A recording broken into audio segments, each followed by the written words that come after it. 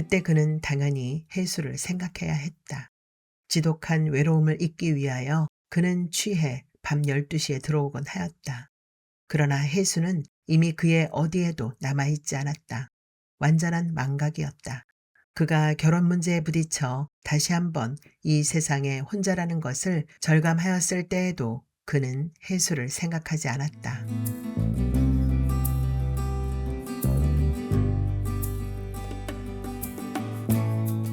어두운 기억의 저편. 이균영. 눈을 뜨자 그는 벌떡 자리에서 일어났다. 아무것도 보이지 않았다. 그는 벽을 더듬거려 겨우 문 옆에 붙은 스위치를 찾아냈다. 희미한 백열등이 켜졌다. 그곳은 장식이 없는 작고 낯선 방이었다. 지독한 두통과 함께 응급 환자와 같은 목마름이 그를 덮쳤다. 잠자리에 머리맡엔 주전자가 있었다. 컵이 있었으나 그는 허겁지겁 꼭지에다 입을 붙이고 두통과 목마름을 다스렸다. 머리는 여전히 지끈거렸다. 여느 때와는 모든 것이 달랐다. 대개 그는 잠자리에서 깨어나면 눈을 감은 채 그대로 있었다. 오래 길들여진 그의 버릇 중에 하나였다. 그는 될 수 있는 한 오늘은 무엇을 해야 할 것인가, 누구를 만나고 누구에게 잊지 말고 전화를 해야 할 것인가 하는 따위에 일상을 생각하지 않았고 그저 될 수 있는 대로 아무런 생각도 없이 누워있곤 했었다. 깨어서 아무런 생각 없이 눈을 감고 있는 동안의 어둠이란 완전한 평화라고 그는 생각하기로 했었다. 그래서 그는 아침 일이 바쁜 시각에도 깬 정신으로 눈을 감고 어김없이 이 어둠을 즐기는 것이었고 그 때문에 가끔 출근 시간을 맞추지 못하기도 하고 약속을 어기게 되는 경우가 있었지만 이 버릇을 고쳐야겠다고 다짐을 둔 적이 없었다. 오늘은 늦잠을 잔 것이 아닐까 하는 불안감이 그 평화를 침범할 때쯤 그는 기지개를 켜듯이 위로 손을 뻗어 라디오를 틀고 드디어 몸을 일으켰던 것이다. 그리고 이 버릇이란 그의 단조로운 생활 때문에 근래 몇 달 동안 거의 변함이 없었던 일이었다. 그러나 여느 때와는 모든 것이 달랐다. 당장은 아무런 기억도 해낼 수가 없었다. 심한 두통이 정신을 사납게 했고 속은 쓰리고 메스꺼웠다. 멍하게 천장을 쳐다보며 서 있던 그는 해야 할 일을 갑자기 생각해낸 사람처럼 허둥지둥 벽으로 가서 벽에 걸린 양복의 호주머니를 뒤졌다. 지갑을 꺼내고 그 안을 들여다보았다. 한 달치 봉급은 고스란히 있었다. 돈 외엔 67장의 명함, 진찰권, 병역수첩, 주민등록증, 지갑은 그대로였다. 바지가랑이에는 흙이 진창이 되어 있었고 엉덩이와 저고리 기세는 토하는 적도 있었다. 그제서야 그는 바지 저고리가 옷걸이에 단정하게 꿰어져 벽에 걸려 있다는 사실을 이상하게 느끼기 시작했다. 그는 무엇인가 기억해내려고 애를 썼다. 그러나 아무런 기억도 만날 수 없었다. 머리맡엔 시계가 벗겨져 있는데 들여다보니 죽지 않고 돌아가고 있었다. 5시 35분. 더 자세히 살피니 베개가 2개였다. 2개의 베개를 내려다보며 그는 다시 무엇인가 기억해내려고 애를 썼다. 두통은 계속되었다. 그는 방 안을 두리번거리다 자고 나온 이불을 들췄다. 볕이 닿지 않는 곳에서 생기는 퀴퀴한 곰팡이 냄새가 코를 찔렀다. 이불 속에는 아무것도 없었다. 그는 얼굴을 찌푸리며 처음으로 이곳이 어디일까 하는 생각을 했다. 무섬증이 돋았다. 어쩌면 자신은 갇혀있는 것인지도 모른다는 의구심 때문이었다. 방에는 창문이 없었다. 어두운 지하실과 같았다. 깔고 누웠던 욕까지 들춰보았다. 없다. 가방을 잃어버렸구나. 생각이 거기에 미치자 그는 이제야 완전한 현실 세계로 돌아오는 것 같은 느낌이 들었다. 그는 서둘러 옷을 입었다. 가방 때문에 더럽혀진 옷에도 신경이 쓰이지 않았다. 문을 열고 밖으로 나오니 길고 어두운 복도였다. 복도 가운데 형광등이 하나 켜져 있었다. 방문마다 녹색 플라스틱 번호판이 붙어 있었다. 복도가 끝나는 곳에서 그는 여닫이식의 유리문을 만났는데 그것을 밀치니 마당이 나왔고 밝아오는 새벽 공기가 느껴졌다. 하늘은 흐려 있었다. 잠시 하늘을 올려다보고 섰다가 내실이라는 편말이 붙은 방으로 가서 장기침을 3번 하고 목소리를 낮추었다. 여보세요? 처음엔 기척이 없더니 2번을 더 불러서야 문이 열렸다. 왜 그러세요? 웬 여자가 눈을 비비며 목을 빼는데 그녀의 푸석푸석한 얼굴과 헝클어진 머리 때문에 그녀의 나이는 40대와 50대 사이를 오락가락하게 했다.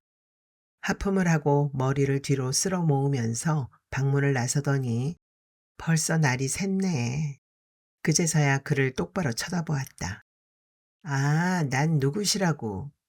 그녀는 그를 보고 단번에 아는 신용을 했는데 그 여자는 오래 알아왔던 사람에게처럼 말을 거는 것이었다. 아유, 선상님도 술을 그렇게 드시면 어떡해요. 여자는 유연한 중부지방 사투리를 썼고 그 때문에 그녀는 장사하는 여자로서는 드물게 순진하다는 생각이 들게 했다. 그란디 왜요?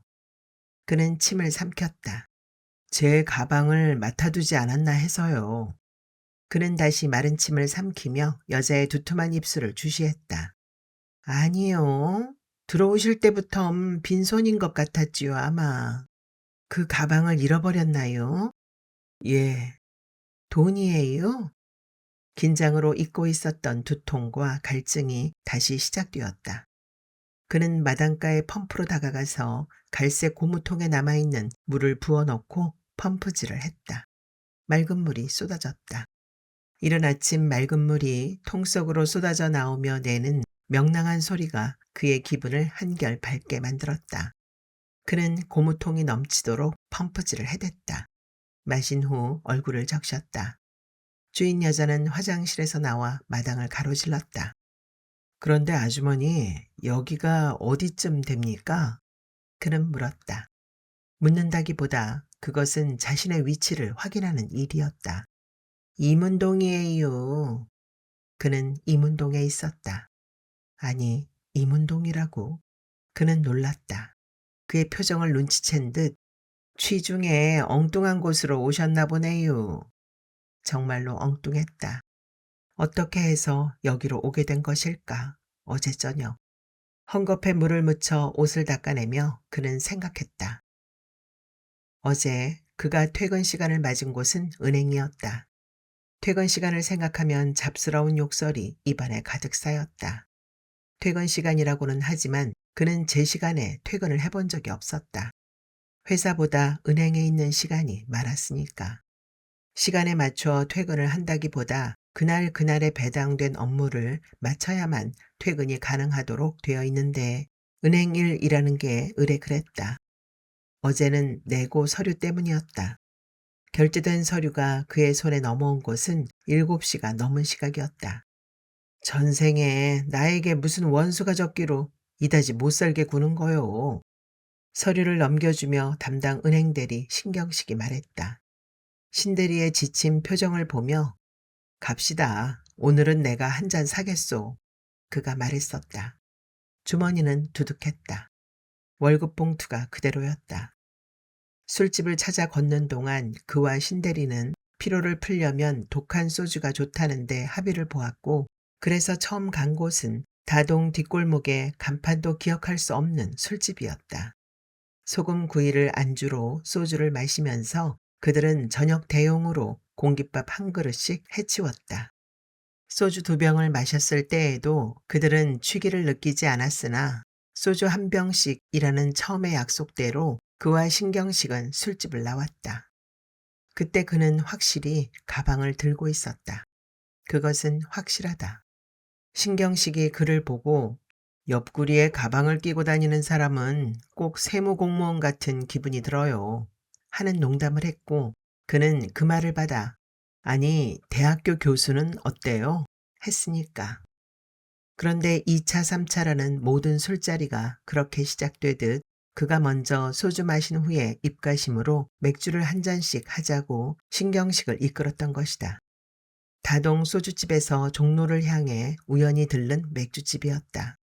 입가심이라는 조건은 쉽게 무너졌다. 그뿐 아니라 그들은 빈병의 수도 헤아리지 않고 마셨다. 그 맥주집을 나왔을 때의 정확한 시간은 알 수 없으나 10시에서 10시 30분 사이로 짐작이 갔다. 그는 신대리가 약간 비틀거리는 것을 보았었다. 아, 그리고 그는 신경식을 이끌고 제과점으로 갔다. 그는 케이크 한 상자를 사서 신대리에게 주었다. 확실한 이유는 알 수 없는데 신대리가 당신은 홀몸이어서 좋겠다. 난 일찍 장가들어 일찍 고생길로 들어섰다.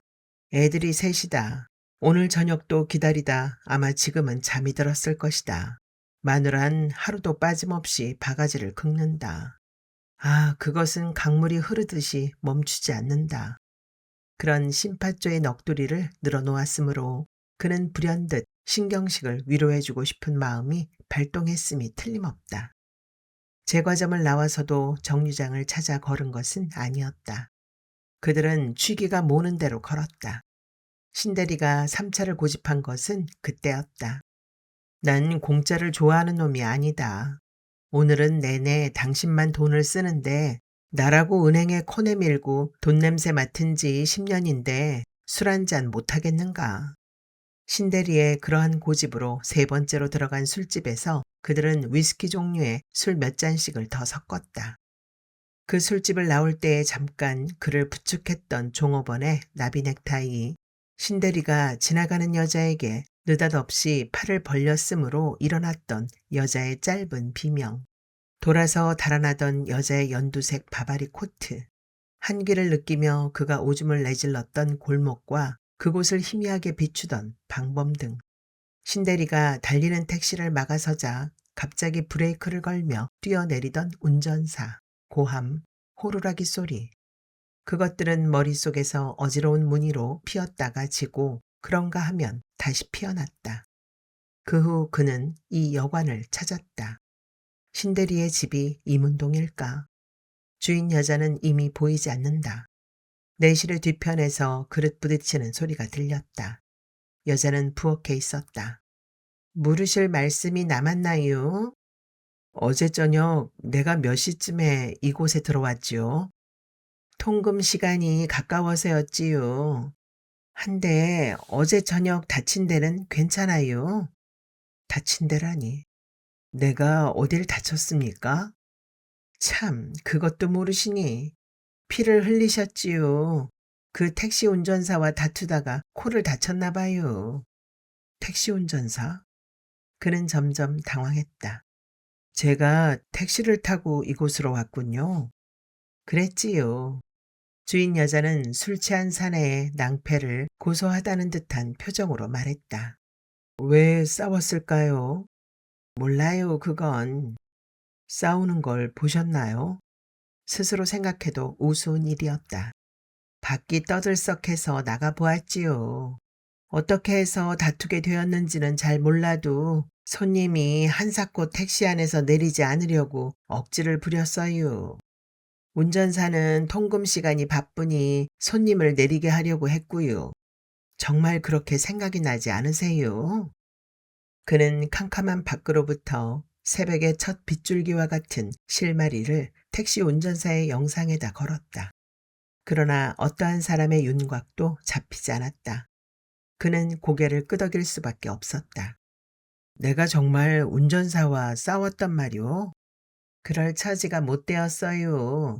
취해서 걷지도 못하고 혀가 꼬부라져서 말소리를 알아들을 수 없는 지경이었으니까.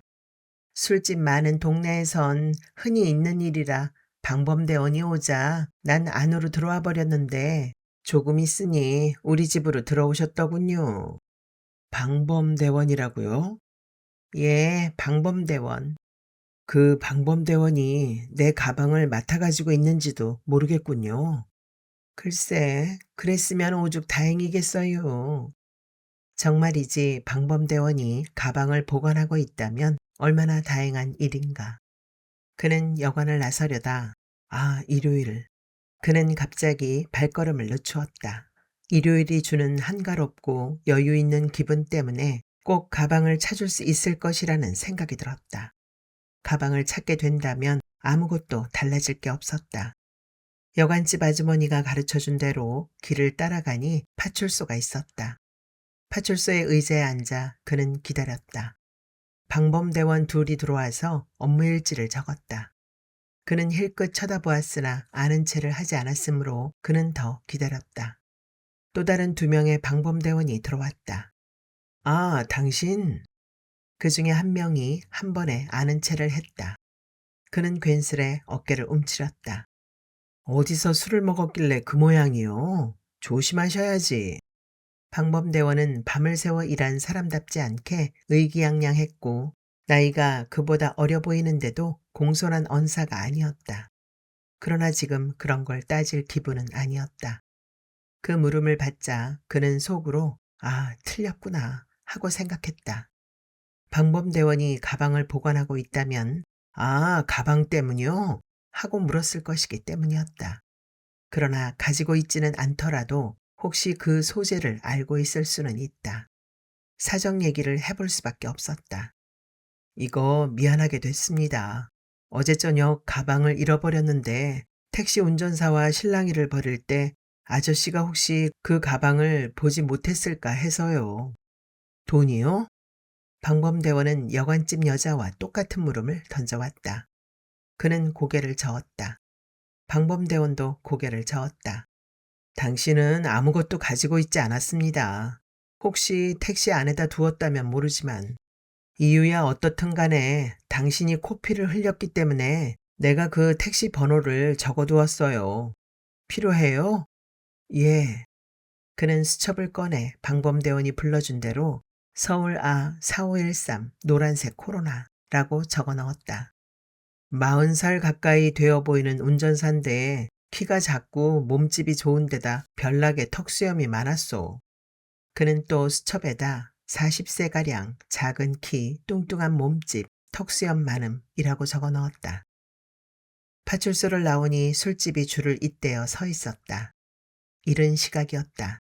신대리에게 전화를 하기에도 운전사를 찾기에도. 그는 문이 열린 한 해장국집으로 들어갔다. 훌훌 국물을 마시니 속이 시원했다. 까끌까끌하던 입안이 매끄러워졌다.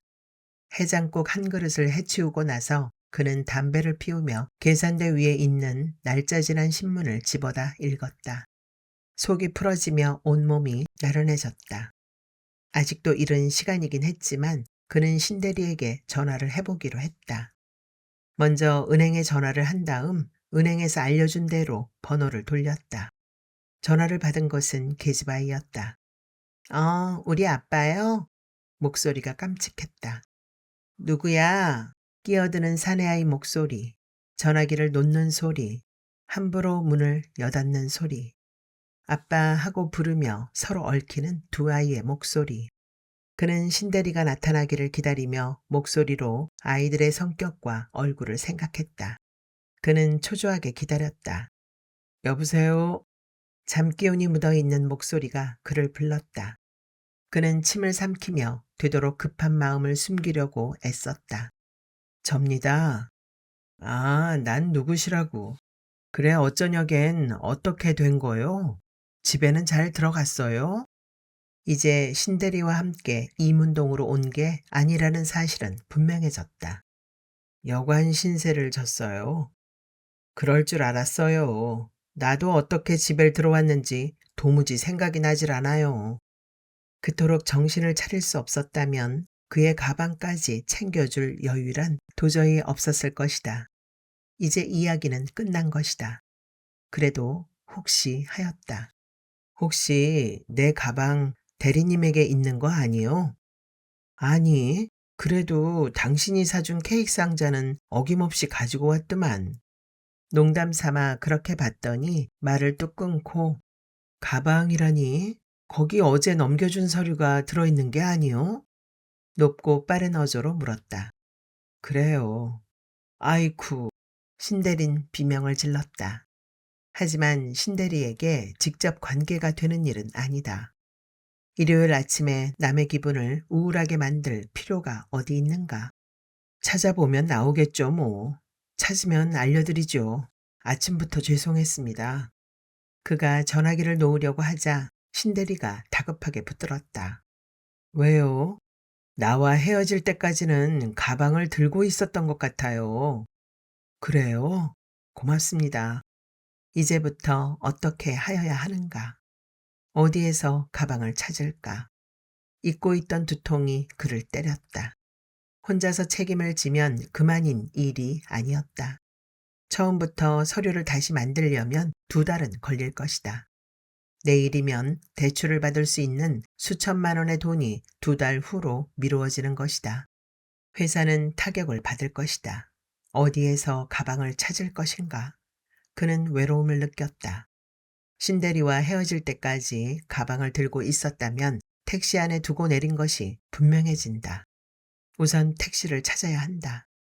길을 따라 걸으며 그는 수첩을 꺼내 택시 번호를 확인했다. 운전사를 만나야 한다. 그토록 형편없이 취했었다면 요금도 내지 못했을 것이다. 홧김에 담보로 잡아두자는 생각에서 그의 가방을 가져간 것일 수도 있다.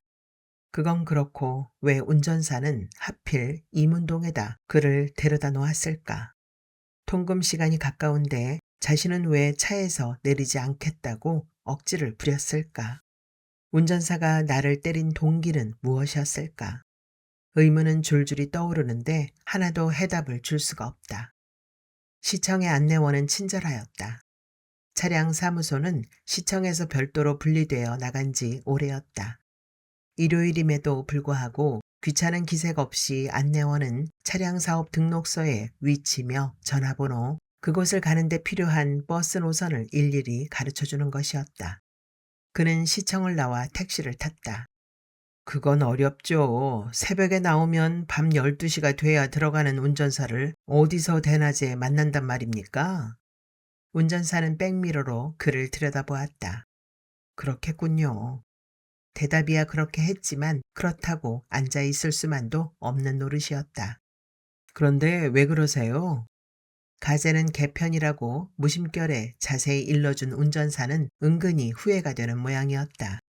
찾는 사람이 사고라도 저지르고 도망을 친 모양이죠. 그렇다면 경찰에 신고를 하면 될 게 아닌가. 어제 저녁 가방을 그 차에 두고 내린 것 같아 그러는 겁니다. 아, 그래요? 일단 마음을 놓는 듯 하더니 돈이 들었나요? 여관집 아주머니와 방범대원이 했던 똑같은 물음을 던져왔다. 내게는 귀중하지만 딴 사람에겐 아무 쓸모없는 것이에요. 서류 가방이니까.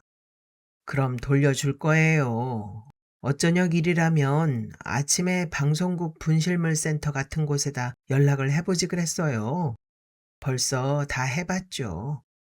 길에선 먼지가 일었다. 도로 포장 공사를 하고 있었다. 강남의 전경은 낯설었다. 저기 소방서 옆에 건물입니다. 간판이 걸려 있었다. 건물 안은 한적했다. 창가에 우연히 앉아있는 사내에게 다가가 용건을 설명하자 사내는 귀찮은 표정으로 피우던 담배를 끄며 캐비넷의 문을 열고 서류철 하나를 꺼내 그에게 내밀었다. 서류는 차량의 번호 순서대로 철해져 있었으므로 4513번은 쉽게 찾을 수 있었다. 운전사의 이름은 오영재. 그러나 명함판 사진으론 뚱뚱한 것도 키가 작은 것도 알 수 없었다. 또한 사진 속의 얼굴엔 수염이 없었다. 그는 수첩에 차량 등록표를 옮겨 적은 후 사내에게 양해를 얻고 전화를 빌렸다. 네, 남강운수입니다. 상냥한 여자의 목소리였다. 물어볼 게 있습니다만. 네, 좋습니다. 4513 코로나 택시가 그 회사 소속이죠? 그렇습니다만. 그 기사분을 만났으면 해서요. 무슨 일이신데요? 경계하는 눈치였다. 사실은 말입니다. 어젯밤 내가 회사의 서류 가방을 잃어버렸거든요. 혹시 그 택시 안에 두고 내린 게 아닌가 해서 그럽니다만. 그런데 차 번호를 어떻게 외고 계셨죠? 여자는 경계를 풀지 않았다. 사정 이야기를 하려면 아주 길어집니다. 다른 사람에게는 필요 없는 서류 가방이니까 그 기사 양반을 만나 보관하고 계신지 어쩐지만 확인하면 됩니다. 그 말만으론 미흡한 것 같았기 때문에 그는 덧붙였다. 보관하고 계시다면 성의껏 사례를 하겠습니다. 어떻게 만날 수 없을까요? 밤 12시가 되면 이곳으로 들어오지요. 차고가 여기니까요. 거기가 어디죠? 이문동이에요. 그는 여자로부터 약도를 익혔다. 세상에 이렇게 만나기 어려운 사람이 있담. 그는 자동차 사업 등록소를 나왔다. 바람이 불었다. 들판 곳곳에 건물이 들어서고 있었다. 가을이 지나면 저 들판은 모두 시멘트로 묻힐 것이다. 그는 서둘러 차를 탔다. 밤 12시까지 운전사를 만나기까지 어젯밤에 간 술집들을 돌아볼 심산이었다. 신대리와 헤어질 때까지 분명히 가지고 있었다면 그것은 헛일이 될 것이지만 신대리의 정신 상태는 신용할 만한 것이 못 되었다. 또한 헛일이 된다고 하더라도 이 순례가 어떤 해결의 실마리를 붙들게 해줄지도 모른다. 해가 기울고 있었다. 일요일이 끝나가고 있는 것이다. 월요일은 틀림없이 다가온다. 그 전에 가방을 찾아야 한다. 그는 종로에서 내렸다. 그는 어제 저녁에 그를 만나러 갔다. 술값 한 번 되게 치르는군. 그는 혼자 중얼거리며 그를 조소했다. 그들이 두 번째 들렸던 맥주집은 찾기 쉬웠다. 그때까진 맑은 정신이었으니까. 손님은 몇 되지 않았다. 낮이라서 그런지 술 대신 대부분 커피나 음료수를 마시고 있었다. 그는 어제 저녁 신대리와 그가 앉았던 자리를 찾아갔다. 스피커에선 노래가 나왔다. 뭘 드시겠어요? 앳된 처녀가 물었다. 하루 종일 해장국 한 그릇이었다. 아침과 점심을 먹지 않고도 배고픔은 없었다. 가방 생각만 있었다. 밥이 있소? 그는 오므라이스 한 접시를 비웠다. 그때 가방은 어디에다 놓았던가. 그는 지나가는 여급을 불렀다. 이 자리를 담당하는 아가씨를 만날 수 있겠소? 바로 전데요. 지금이 아니라 어제 저녁에 말이요. 저녁도 마찬가지예요. 그럼 혹시 나를 기억하겠소? 여자는 고개를 비껴 그를 보았다. 누구신데요? 어젯밤에 친구 한 명과 이 자리에서 맥주를 마셨어요. 글쎄요. 그 여자도 그를 기억하지 못했다. 혹시 어젯밤에 이 자리에서 손님이 놓고 간 가방 하나 보관하고 있지 않아요? 아니요. 여자는 지나쳤다. 그는 그곳을 나왔다. 어둠이 내리는 일요일 밤의 거리는 한산했다. 그는 약 10분 동안 걸었다. 서너 집을 기웃거린 후 그는 메시지라는 간판이 걸린 곳으로 들어섰다. 계단은 어두운 시간의 늪이었다. 그는 문을 밀치려고 했을 때 그것이 저절로 열렸기 때문에 하마터면 그는 넘어질 뻔했다. 몸을 일으키며 그는 맨 먼저 침침한 불빛 속에서 흰 꽃 위에 얹힌 듯한 까만 나비 넥타이를 보았다. 젊은 쌍들이 내댓 구석을 점령하고 있었다. 그는 불빛이 밝은 곳으로 가 앉았다. 그는 뜨거운 커피를 마셨다. 괜찮으세요? 그는 갑자기 숨을 쉴 수가 없었으므로 조금 여유를 두고 고개를 돌렸다. 그 소리는 등 뒤에서 넘어왔던 것이다. 나비 넥타이가 다가와 있었다. 나 말이요? 네. 나를 알아보겠소? 네, 어젯밤. 나비 리본은 웃었다. 가뭄 끝에 묻어오는 첫 빗줄기를 맞은 풀잎처럼 그는 생기를 회복했다. 이리 좀 앉을까? 앞자리에 앉히고 담배를 권했다. 아직 못합니다. 나비 리본은 수줍은 듯 사양했다. 어젯밤에 내가 여기 가방을 두고 갔는데. 아니요. 대답은 간단했다. 가방을 잃어버리셨나 보죠?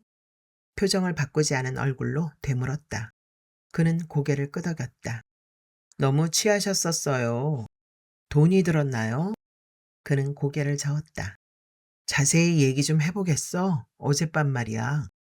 들어오실 때부터 두 분은 취해 있었어요. 자리에 앉아서는 의외로 조용했죠. 그래 주문하시는 대로 다 드렸죠. 위스키를 마셨어요. 내가 나간 게 몇 시쯤 되었을까? 11시가 막 넘는 때였죠. 제가 입구까지 부축해드렸어요. 참 고맙군. 그러면 그때 내가 가방을 들고 있었는지 어땠는지 기억할 수 있겠군. 나비 리보는 생각을 굴려보는 듯 했다. 그는 그 짧은 시간을 오래오래 기다렸다. 산다는 건 어차피 기다리는 것이니까. 그는 옆차로 입술을 죽였다. 옆구리에 끼는 손가방이죠? 맞아요. 까만색. 들고 계셨어요.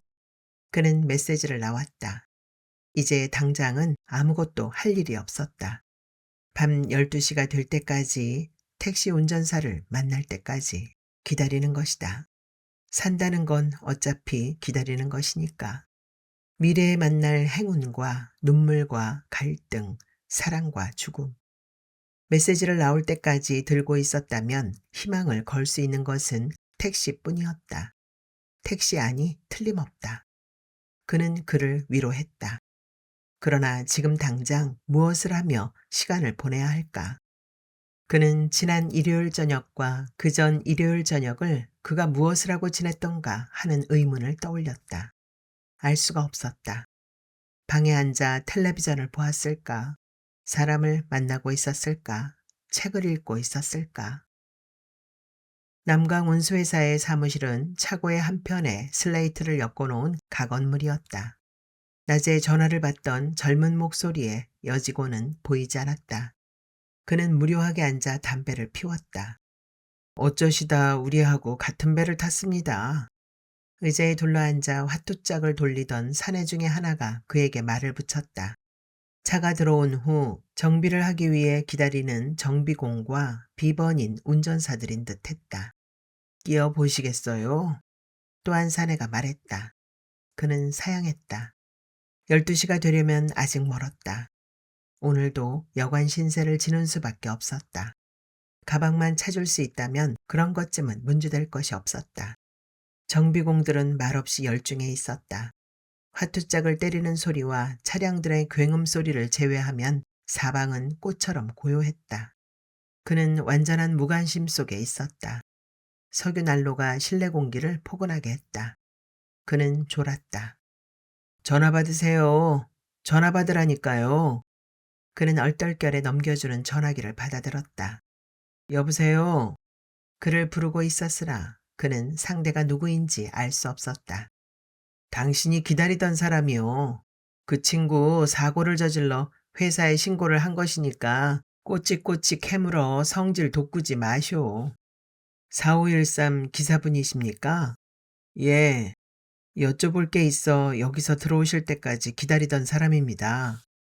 무슨 일이신데요? 어젯밤 통금이 가까워서 이문동까지 태워다 준 사람을 기억하시겠어요? 대답이 없다. 차량의 소음이 들려왔다. 그래, 취한 양반을 모셔 내려드리려다 실수한 걸 가지고 문제 삼을 게 있어요. 코피를 흘리게 했다더니 그 일이 마음에 캥기는 모양이었다. 그게 아닙니다. 실은 그 차 안에다 회사 서류 가방을 두고 내렸거든요. 옆구리에 끼는 검은색 손가방. 잘못하셨겠죠. 손님을 어제 마지막 모셨는데 가방은 없었어요. 없었어요. 사내의 마지막 목소리가 그의 머리를 흔들었다. 돈도 아닌데 주워놓고 주지 않을 리는 없다. 그래요? 체념 섞인 말투로 그래놓고 수화기를 놓으려다가 그런데 더 말할 게 있다는 뜻을 전했다. 저쪽도 끊으려고 했던 듯 당황한 기색으로 받았다. 왜요? 왜 이문동으로 데려갔죠? 네? 왜 엉뚱한 이문동으로 갔느냐고요? 데려가다니? 어허, 정말 이분이 이문동으로 가자고 하니까 이문동으로 간 게 아니요. 난 전혀 그렇게 말하지 않았어요. 그렇게 말할 리가 없거든요. 난 이문동과 전혀 관계가 없어요. 지금의 집도 그곳과는 엉뚱하게 떨어진 곳이고요. 시간이 없으니 이만 끊겠어요. 그렇게 취해 무슨 말을 했는지 어떻게 아시겠어요? 정 궁금하면 그 여자에게 물으면 될 거 아니요. 뭐라고요? 여자? 그래요, 여자. 무슨 말씀을 하시는 거예요? 무슨 말이라니? 어쩌녁 손님과 함께 내 차를 탔던 여자 말입니다. 그분은 취하지 않았으니까 다 알 것 아니겠어요. 내가 여자와 동행이었나요? 농담은 그만하세요. 시간 없으니까. 운전기사는 그의 귀에다 바싹 대고 코웃음을 쳤다. 이제 확실해진 것은 4513 기사가 지금 사용하고 있는 것이 공중전화가 아니라는 것과 그가 절대로 가방을 가지고 있지 않다는 점이었다. 아저씨, 실례가 많습니다만 자세히 이야기를 좀 해주시겠어요? 그 가방을 못 찾으면 회사 하나가 거덜이 난단 말입니다. 그는 과장해서 말했다. 빈 차로 차고가 있는 이문동으로 향하다 종로 2가와 3가 어디쯤에서 손님을 태웠어요. 아마 통금 15분이나 20분 전쯤 된 시각이었을 거예요. 그때 내가 가방을 든 걸 보셨던가요? 눈여겨보지 않았어요. 여자는 아마 합승 손님이었겠죠? 아니요. 손님은 그 여자 가슴에 기대어 자고 있었어요. 이문동이 가까워 어디다 세워드릴까요? 하니까 여자분이 손님을 깨웠어요. 손님이 정신을 돌리는 듯 하더니 택시에서 내리지 않으려고 발버둥을 쳤어요. 뭐라고 중얼거리면서 내리지 않으려고 했는데 그땐 이미 혀가 꼬부라져 알아들을 수가 없었죠. 통금 시간은 다 됐는데 취한 사람이 무조건 차에서 내리지 않겠다고 하니 억지로 끌어내릴 수밖에요. 그러다 다친 거예요. 고의는 아니었습니다만 미안합니다. 그는 대답하지 않고 전화기를 놓았다. 문을 나서는데 아무도 그를 주의하지 않았다. 바람이 찼다. 그는 바바리 코트에 깃을 세웠다. 오늘 가방을 찾을 수 없다는 것은 거의 확실해졌다. 빌어먹을 책임을 지자 실수를 한 것이다. 어떠한 책임이라도 불평하지 않겠다. 실수에 산 목숨을 설마 어떻게 할 것인가. 죄스러운 일이긴 하나 두려워할 필요는 없다. 근성을 살려내자. 이미 사라져버린 내 독한 근성. 그는 속으로 그렇게 외치며 그를 선동했다. 어깨를 흔들고 고개를 아래 위로 번갈아 꺾으며 길을 걸었다. 그러나 이럴 수가 있단 말인가. 무슨 여자였을까? 어느 틈에 만난 여자일까? 신대리와 메시지를 나온 것은 11시가 막 지난 시각이라고 했다. 운전기사는 통금 15분 전쯤 그를 태웠다고 말했다. 40여 분의 시간이 공백을 만들었다. 그 시간 동안에 여자를 만났다. 웬 여자였을까? 그 여자가 가방을 가지고 있는지 모른다. 그는 갑자기 달리기 시작했다. 숨이 찼으나 쉬지 않았다. 그가 이제 막 나온 차고에서 어제 저녁 잠을 잔 여관은 같은 이문동이 아닌가. 멀지 않았다. 그는 여관으로 들어섰다. 주인 여자가 놀란 눈을 했다. 웬일로 오늘 밤에도 오셨어요?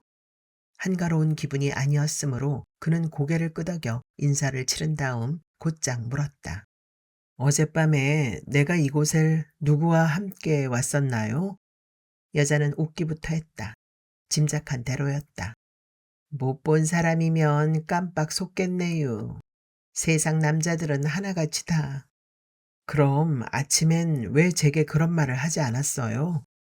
쑥스럽게 그걸 왜 묻겠어요? 그걸 모를 사람이 있다고 생각이나 했어야지요. 숙박비도 여자분이 내던 걸요. 그제서야 그는 그의 잠자리 옆에 놓여 있던 베개와 옷걸이에 단정하게 꿰어져 있었던 바지 저고리, 단정하게 벗겨져 있던 머리맡의 시계를 생각했다. 그 여자가 새벽에 나가는 걸 아주머니가 보셨나요? 웬걸요? 어떻게 생겼던가요? 기억나는 게 없으세요? 똑똑히 보았어야죠. 의뢰 그런 여자려니 했지요. 그런데 아저씨가 잃어버렸다는 가방을 그 여자가 가지고 갔나요? 아니에요. 고개를 젓고 나서 숙박비를 그 여자가 냈다면 숙박비에도 그녀가 썼죠. 아마 그랬을 거예요. 여자가 숙박계를 가져와 어젯밤 숙박자 명단이 적힌 곳을 펴주었다. 그란디 누가 누군지 모르실 거예요. 그녀의 말대로였다. 숙박계에는 투숙한 호실별로 적게 되어 있지 않았다. 들어온 순서대로였다. 내가 마지막 손님이 아니었나요?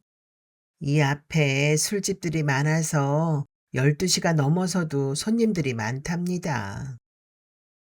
그는 여관을 나왔다. 온몸의 기운이 말끔히 가신 듯했다. 무슨 여자였을까? 일단은 술집 여자라고 생각하게 되었다. 혹은 길거리에서 만난 여자일 수도 있었다. 그러나 그런 여자라면 무엇 때문에 돈 한 푼 받지 않고 그에게 그토록 친절할 수 있을 것인가? 귀찮은 술 취한 사내의 투정은 고사하고라도 택시비와 숙박비를 내고 자신의 선행을 숨기듯 사라져버린 술집 여자란 있을 것 같지 않았다. 그와의 동행을 계획하고 그를 미행하다 가방을 빼돌린 여자가 아닐까. 그러나 그녀는 무엇 때문에 가방에 서류가 필요했을까? 그때 그는 말로만 들었던 미인계란 말을 생각하게 되었다. 그것은 충분히 가능한 일이었다. 이번에 수출 계약만 하더라도 그의 회사를 포함해서 새 회사에서 경쟁이 붙었던 일이었다. 번번이 그의 회사에 참패를 당하곤 했던 앙심을 품은 그 회사에서 수출 계약을 담보로 한 은행 대출에 방해를 놓을 계획으로 그에게 여자를 붙여놓는 일은 충분히 있을 수 있는 일이었다. 그러나 그의 회사에서 이 대출을 받지 못한다고 해서 이미 성립시켜 놓은 수출 계획을 포기하지는 않을 것임은 누구나 알 수 있는 일이었다. 결국 이 일은 말단 사원인 자신에게만 피해가 돌아오는 일이었다. 생각이 여기에 미치자 그는 그런 허술하고 무용한 미인계란 있을 수 없다는 결론에 이르게 되었다. 이제 그는 그 여자를 일단 술집 여자로 생각하기로 하였다. 11시에 메시지를 나와 택시를 타기까지의 비어있는 시간에 그들은 기억할 수 없는 또 한 술집을 순례한 것이 틀림없었다. 그는 공중 전화 박스로 뛰듯이 걸어갔다. 초가을의 저녁 날씨는 그의 기분에 따라 한기를 거두었다.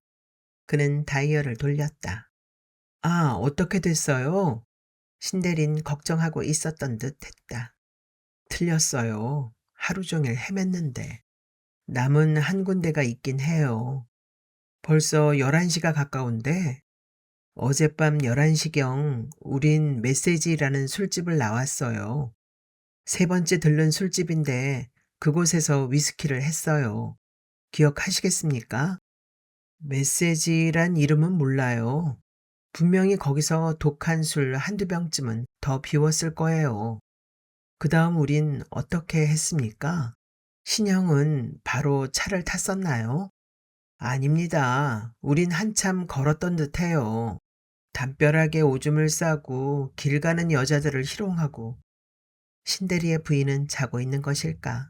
곁에 없을까? 그리고요. 글쎄 잘 모르겠어요. 하여튼 택시로 집 앞에 닿은 게 12시가 다 된 시각이었다니까. 종로 근방에서 차를 탄 것은 11시 40분쯤 됩니다. 종로에서 집까지는 야간엔 20분이 걸리니까. 그런데 그게 가방을 찾는데 무슨 도움이 됩니까? 네, 기억해 보세요. 메시지를 나와 우리가 또 들른 곳을. 메시지에서 나와, 글쎄. 아참, 당신 어젯밤 그 여자 어떻게 했어요? 여자요? 그는 바짝 긴장하였다. 그래요. 무슨 여자였죠? 글쎄. 아, 그러고 보니 우린 분명 술집 한 군데를 더 들렸군요. 아마 거기서 그 여자를 만났을 거예요. 그 술집만 기억해 보세요. 그러면 됩니다. 어디였죠? 메시지에서 극장 쪽으로 빠지는 골목 어딘가 분명해요. 확실치는 않은데 상당히 고급 술집이었어요. 가수들이 노래를 부르고 여급들이 곁에 앉아 시중을 들었고, 그리고 우린 또 맥주를 마셨던 것 같아요. 탁자 위에서 병이 아래로 구르며 깨지는 소리가 났는데 그것밖에 생각나는 게 없어요. 그것만으로 하고 많은 술집에서 하나를 찾아내기란 거의 불가능하다. 좀 더 생각해 보세요. 아무거나 좋습니다. 어, 계단을 내려가는데 그 양편에 화분이 놓여 있었던 것 같아요.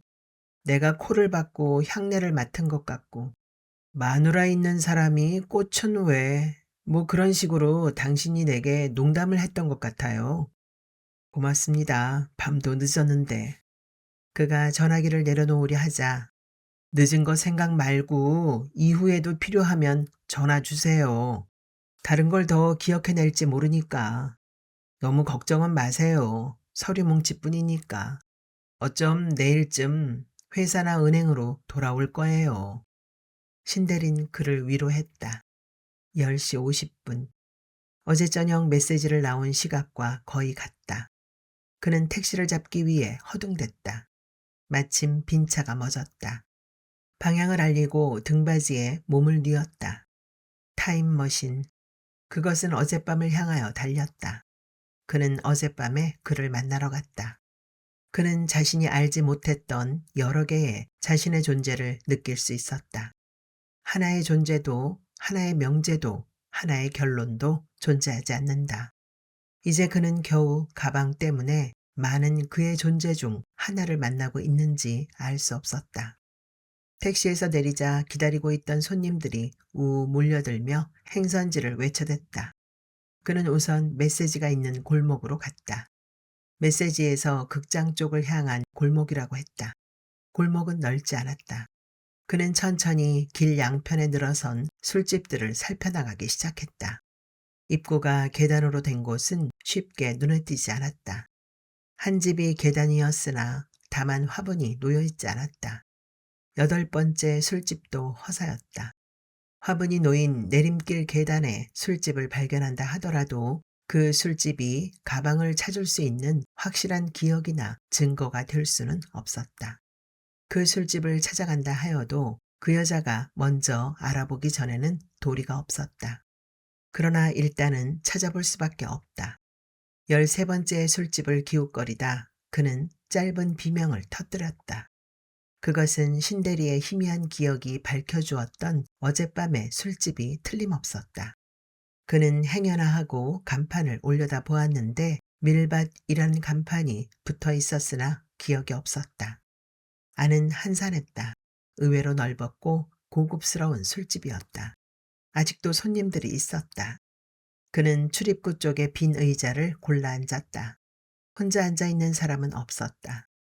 형사예요? 가슴이 깊게 팬 검은색 옷의 여자가 그의 옆에 앉았다. 왜요?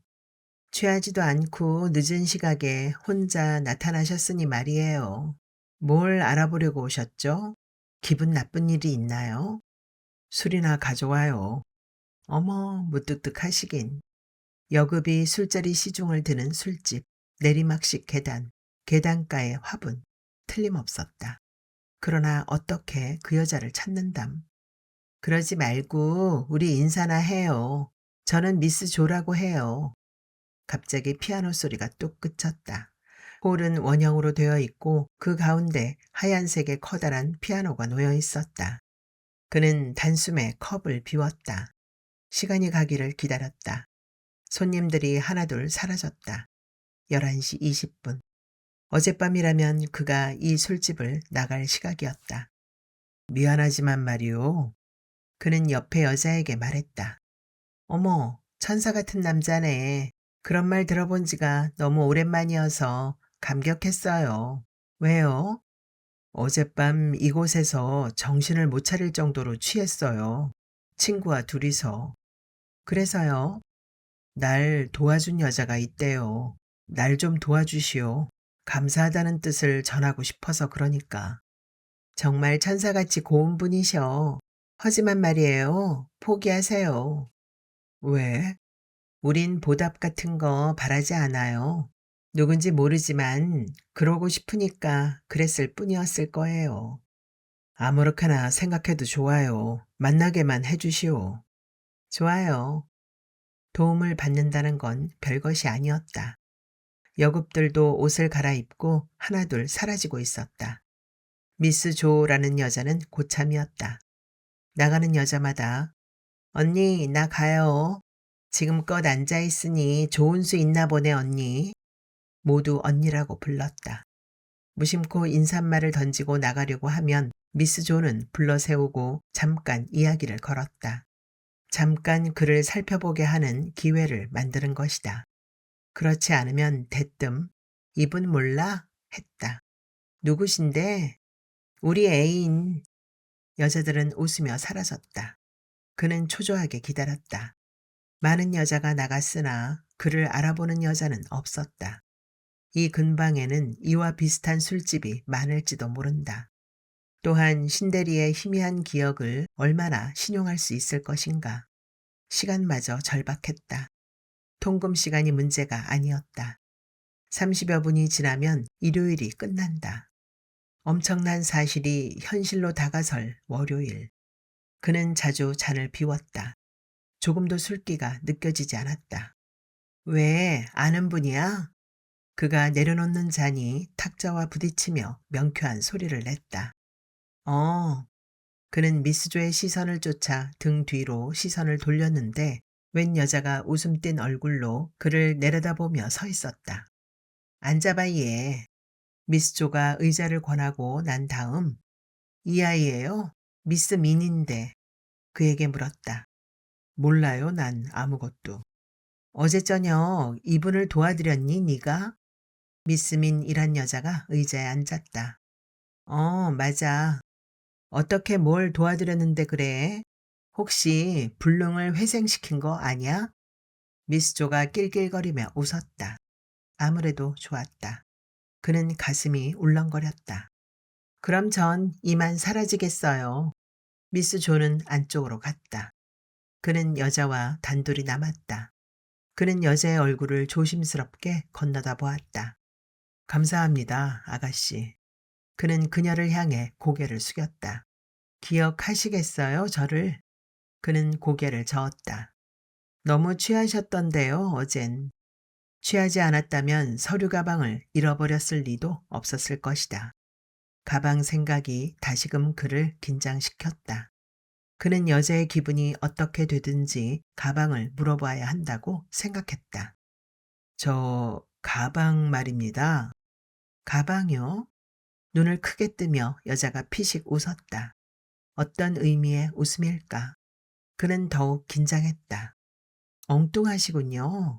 무슨 가방인데요? 긴장하여 한 줄기로 모아져 있던 신경이 두 갈래로 12갈래로 갈라지며 마침내 아늑한 인식이 그를 찾아들었다. 이제 분명해졌다. 가방은 찾을 수 없다. 이제 어떠한 책임이라도 지겠다는 오기밖에 기댈 게 없었다. 옆구리에 끼는 검은색 손가방인데 미스민이 나를 만났을 때 내가 가지고 있는 걸 보았는지요? 그녀는 대수롭지 않다는 얼굴로 고개를 저었다. "이제 가봐도 되겠어요?" 여자가 선뜻 자리에서 일어섰다. 그녀는 그녀에게 가방을 물어보러 왔다는 사실에 적잖게 기분이 상한 것처럼 보였다. 가방에 대한 것은 끝이 났다. 그러나 물어봐야 할 일들은 남아있다. 어디서부터 어떻게 물어야 할지 알 수 없었으므로 그는 당황하여 따라 일어섰다. 물어야 할 것이 있었다. "왜 물을 것이 남았어요?" "네." "그럼 빨리 말하세요." "어제 저녁 우리가 어떻게 이문동으로 갔죠?" "아가씨가 이문동으로 가자고 했나 어쨌나 그걸 묻는 건데요." "그건 아저씨가 말했죠. 이문동으로 가자고 한 것은 아저씨였어요." 택시 운전사의 말은 거짓이 아니었다. "그럼 왜 내가 이문동에서 내리지 않으려고 했는지 그 까닭은 알고 계세요?" "어디론가 다른 데로 데려다 달라고 했던 것 같아요." 혀가 꼬부라져 잘 알아들을 수는 없었지만 말이에요. "어디로요?" "전혀 알아들을 수가 없었나요?" "글쎄요." "기억해 보세요. 그걸 알아야 해요." 얼핏 듣기에 박쥐라고 하는 것도 같았고 망치, 방갈로, 치과 뭐 그 비슷한 소리를 중얼거렸던 것 같아요. 뭐라고 하는지 알아보려고 나나 운전사 아저씨가 귀를 못 우었으니까요. 택시가 왔다. "더 알아볼 게 있으면 언제나 저기로 오시면 돼요." 차가 그의 옆을 지날 때 여자가 창밖으로 재빠르게 말했다. 그는 서둘러 택시를 잡기 시작했다. 따뜻한 물로 샤워를 하고 나서 판을 골라 전축을 틀었다. 배고픔이 찾아들었다. 냉장고에는 먹을 것이 가득했다. 그는 사과와 토마토를 닥치는 대로 먹었다. 과일은 배부르지 않았다. 우유와 빵을 먹었다. 먹는다기보다 빈속에다 그것들을 채워 넣는다고 하는 편이 옳았다. 소파에 앉아 그는 노래를 들었다. 오래전의 노래였다. 흘러간 노래는 과거를 담고 있다. 그는 수첩을 꺼내 거기에 적힌 주소를 살펴보았다. 주소는 흔하지 않았고 전화번호가 대부분이었다. 누가 이문동에 살고 있을까? 왜 이문동으로 가자고 했을까? 수첩에 적힌 전화번호만으론 아무런 단서가 잡히지 않았다. 안종현, 고등학교 2학년 때 짝이었다. 같은 독서회 회원이기도 했다. 집이 이문동이었다.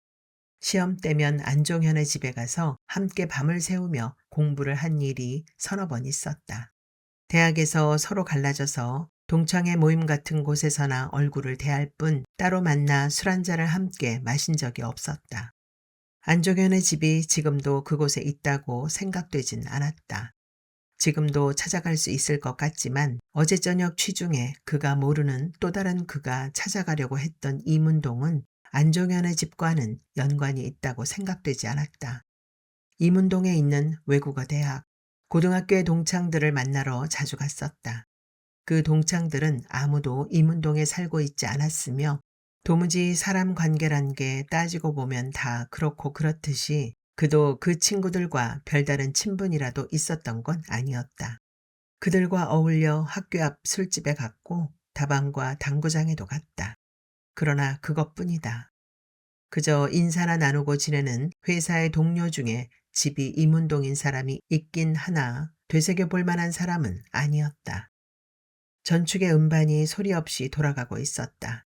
그는 판을 갈아 끼우고 나서 수첩을 덮었다. 더 이상 기억나는 게 없었다. 그는 소파에 파묻혀 담배를 피우며 노래를 들었다. 오래전의 노래였다. 흘러간 노래는 과거를 담고 있다. 기억나는 게 없지만 그의 과거는 이문동을 담고 있다. 미스 민이라는 여자의 마지막 말이 생각났다. 박쥐, 방갈로, 망치, 치과. 고아원의 뒷산을 넘으면 폐광이 있었다. 박쥐 때문에 그와 용기 있는 몇몇 아이들은 자주 폐광을 찾아갔다. 굴 속을 향하여 소리를 지르면 굴에선 바람소리가 새나왔다. 그것은 굴의 천장이나 벽에 매달려 있던 박쥐들이 일제히 날아오르며 내는 소리였다. 그는 앞장서서 굴로 진격하였다. 용기 있는 아이들은 그를 따랐다. 막대기를 마구 휘두르며 굴 가운데서 불을 피웠다. 그들은 막대기에 맞아 떨어진 박쥐를 주워서 돌아왔다. 한약방에 가면 그것은 돈이 되었다. 그 때문에 그는 자주 폐광을 찾아갔다. 이문동과 방갈로. 상상력이 필요한 문제였다. 그는 신중히 생각하였지만 이 두 말은 끝까지 아무런 관련도 맺을 수가 없었다. 이문동과 망치. 그것도 마찬가지였다. 이문동과 치과. 이문동에 있는 치과. 그는 자리에서 벌떡 일어났다. 아랫배 깊숙이에서 뻗어오르는 차가운 긴장이 그를 묶었다. 선반에서 유리잔을 꺼내들어 소파로 돌아왔다. 잠시 동안 그를 극도로 긴장시켰던 것이 무엇인지 그는 정확하게 알 수가 없었다. 그는 다만 이문동과 치과를 이문동에 있는 치과로 바꾸어 보았고 그러자 알 수 없는 날카로운 예감과도 같은 것이 수십 년 그의 기억 속의 시간을 꿰뚫으며 그에게 날아와 박혔던 것이다. 그것은 또렷이 무엇이라고 말할 수 없는 것이었지만 무의식적으로 그를 소파에서 일으켰던 것이며 진한 술을 마셔야 터질 것처럼 모든 신체의 기공을 압박했던 것이다. 박쥐, 방갈로, 망치, 치과라는 말 중에서 가장 첫 음절이 비읍과 미음이라는 데 생각이 미쳤다. 그렇다면 비읍과 미음 중에서는 비읍을 취해야 마땅하였다. 취한 사람들은 흔히 비읍을 미음으로 발음하지만 미음을 비읍으로 발음하지는 않기 때문이다. 일단 비읍을 택하고 아가 남으니 비읍 플러스 바가 된다. 치과는 앞머리를 삼켜버리고 그냥 발음한 가장 정확한 소리였다. 그러니 그가 어젯밤 찾고 있었던 곳은 박치과였다. 이문동의 박치과. 그곳엔 혜수가 있다. 그렇다. 그는 어젯밤 박치과로 혜수를 찾아간 것이다. 그는 이제 그 사실을 확신하였다. 20수년이 넘은 그가 까마득하게 잊어버렸던 일을 어젯밤 그는 잊지 않고 있었다. 그는 이미 기억하기도 어려운 일을 찾아 나섰던 것이다. 그는 자신이 알지 못했던 여러 개의 자신의 존재를 느낄 수 있었다. 이제 그는 겨우 가방 때문에 많은 그의 존재 중 하나를 만나고 있는 것이다. 그는 유리잔에서 위스키를 진하게 섞어 마셨다. 3잔을 거푸 마셨다. 사위가 고요한 밤에 혼자 마시는 독한 술. 그것은 복받치는 서름을 혹은 끓어오르는 분노를, 욕망을, 사랑을 잔잔하게 만나게 해줄 수 있다고 그는 생각하였던 것이다. 그 고아원에서 혜수와 함께 지낸 것은 어림잡아 2년 정도의 기간이었다. 혜수는 그의 여동생이었다. 혜수는 그의 누나였는지도, 그렇지 않으면 쌍둥이일 수도 있었다. 얼굴은 기억되지 않지만 이름은 혜수였다. 박혜수라는 이름이 원래 혜수가 가지고 있던 이름인지 고아원에 누군가가 붙여준 이름인지 아무도 알 수가 없다. 그때가 몇 살이었을까? 그가 그의 나이를 정확하게 알지 못하는 것과 꼭 같은 이유로 혜수도 그때 몇 살이었는지 알 수 없다. 다만 혜수와 그가 고아원에 맡겨진 것은 3살이나 4살 때로 생각되었다. 6.25의 소용돌이 속에서 정확한 것은 아무것도 없었다. 낡은 필름에서 끊어져 나온 듯한 희미한 기억 몇 편이 그가 겪은 전쟁의 일부였다. 엄마는 실상 그는 그녀가 누구인지 알지 못한다. 얼굴도 모습도 모른다. 이름도 어디에 사는지도 알지 못한다. 그녀는 700만 피난민 중에 한 여자였다. 그의 손을 잡고 한 계집아이를 들쳐업고 걸었다. 그를 업고 계집아이를 걸리기도 했다. 사람들의 행렬과 아우성, 잠자리 같은 비행기, 연기와 불길, 총소리, 추위, 아이들의 울음소리, 배고픔, 이런 것이 기억의 전부였다. 엄마는 죽었다고 그는 단정했다. 손을 잡고 가던 엄마가 사람들 사이에서 편하게 누워버려 그의 손에 묻어나던 선명한 피. 무엇인가 애타게 부르짖던 엄마의 마지막 목소리. 엄마가 마지막 하려고 했던 말은 손을 놓지 말라는 소리였다고 그는 믿었다. 그 계집아이, 그의 여동생인지 누나인지 쌍둥이인지 알지 못하는 그 계집아이가 혜수였다. 엄마는 혜수와 그가 손을 잡고 있어야 한다고 말했던 것이다. 그는 믿었다. 이 넓은 세상에 혼자 남으면 외로워서 못 산다. 손을 잡아라. 죽어도 헤어져서는 안 된다. 둘이서 손을 잡고 살아라. 어머니를 생각할 때마다 그는 어머니의 마지막 말을 생각하였다. 어머니가 그렇게 말하지 않은 것인지도 모르며 어머니는 처음부터 그의 기억에 없는 존재인지도 모르지만 어머니의 마지막 말은 그에게 지울 수 없는 것이 되었다. 모든 걸 따져 생각한다면 혜수가 그와 형제라는 사실조차 우스운 것이었다. 다만 혜수에 대한 기억은 언제나 밝고 정확했다. 혜수는 그를 오빠라고 불렀다. 그리고 고아원 안에서는 혜수와 그가 형제라는 것을 의심하는 사람은 없었다. 혜수는 예뻤다. 고아원의 아이들이 모두 혜수는 예쁘다고 했다. 우리 동생이니까 하고 그는 뽐냈다. 혜수가 예쁘기 때문에 그가 겪어야 했던 고통은 컸다. 아이들이 뜰에서 공기놀이를 하고 있었다. 집차 한 대가 고아원의 문을 들어섰다. 흔히 있는 일이다. 아이들이 집차를 둘러쌌다. 키가 큰 군인들이 내렸다. 코가 높고 눈이 파랬다. 원장 아버지와 악수를 하고 웃고 떠들며 원장실로 들어갔다. 그런데 그날따라 원장 아버지는 아이들을 모두 뜰에 모이게 했다. 그런 후 남자아이들과 여자아이들을 양편으로 갈라서게 했다. 미군 한 사람이 여자아이들을 하나하나 가려내어 웃으며 무슨 말인가 나누었다. 아이들을 안아보기도 하고 볼에 입을 맞추기도 하였다. 아이들은 미군을 따라가는 걸 바라고 있었다. 따라가기만 하면 레이션 박스에 든 초콜릿쯤은 문제가 아니라고 믿었다. 좋은 옷과 좋은 집도 생기고 지프차만 타고 다닌다고 했다. 그런데 그 미군이 혜수를 안아보더니 뭐라고 짓거렸다. 옆에 사람들이 모두 웃었다. 원장 아버지가 고개를 끄덕였다. 미군은 혜수의 얼굴에 입을 맞추더니 그녀를 안고 뚜벅뚜벅 지프차 쪽으로 걸어갔다. 차가 움직이려고 했을 때 갑작스런 비명소리가 울렸다. 한 아이가 지프차 바퀴에 몸을 깔고 있었다. 미군들은 놀라 지프차에서 내렸다. 한 아이가 바퀴 속에서 기어 나왔다. 바로 그였다. 왜? 서툰 말로 미군은 눈을 동그랗게 떴다. 그는 울었다. 내 동생이야. 데려가지 마. 내 동생이야. 지프차 안에서 혜수가 뛰어내렸다. 그리고 그를 부둥켜 안았다. 5살 때쯤이 아니었을까? 미군들은 빈 차로 돌아갔다. 그런데도 혜수는 결국 가버리고 말았다. 그가 말릴 틈도 없었다. 한 아이라도 짐을 더는 것이 고아원으로서는 좋았다. 지나가던 사람이 한 아이를 원했다고 하면 아무런 절차 없이 그는 아이를 데리고 갈 수가 있었다. 어디로 갔어요, 내 동생?